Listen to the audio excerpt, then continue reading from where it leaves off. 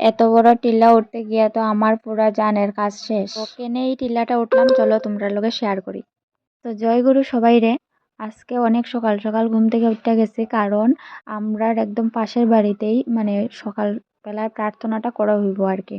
তো এটা অবিন দাদার নির্দেশে এটা করা হইতেছে, প্রত্যেক বাড়িয়ে বাড়িয়ে গিয়া ভোরের প্রার্থনাটা করা ওর। তার লেগে যাইতাছি তারা বাড়ি। মায়ের গানটা বাইরে গেল। তার বাড়িতে আইয়া প্রার্থনা করলাম ভোরবেলা সবাই মিলিয়া। এখন খাওয়ানে বইছে সবাই।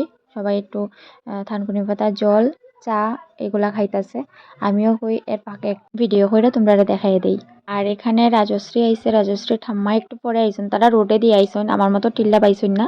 আমি টাইমটা ধরার লেগে প্রার্থনার এটার লেগে তাড়াতাড়ি হইরা আই পড়ছি। আর টিলা উঠতে গিয়ে ভাবছি না এত কষ্ট হইব, যে বান্দরের মতো গাছের জড়ের মধ্যে ধইরা ধইরা উঠটা গেছি।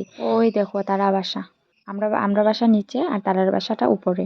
তো যাই হোক, সকালবেলা তারা বাড়িতে প্রার্থনা টার্থনা করিয়া তারপরে আইসি ঘরে। ঘরে আইয়া আগে বাসন বার করছি, কারণ বাসি কাজ কিচ্ছু করিয়া গেছি না।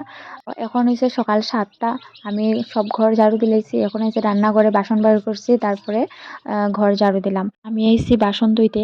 তো বাসন ধুইয়া বাসন ধোয়া শেষ হয়েছে না, বাসন ধুইতে ধুইতে দেখি জলাই পড়ছে। তো আমরা বাড়িতে যে ছেলেটা থাকে ওই ছেলেটা দেখি একটু জল মানে তুলতাছে আর কি। তো আমি কইছি যে বাসনটা ধুয়ে নেই, তারপরে আমি আইতাছি জল তুলতে।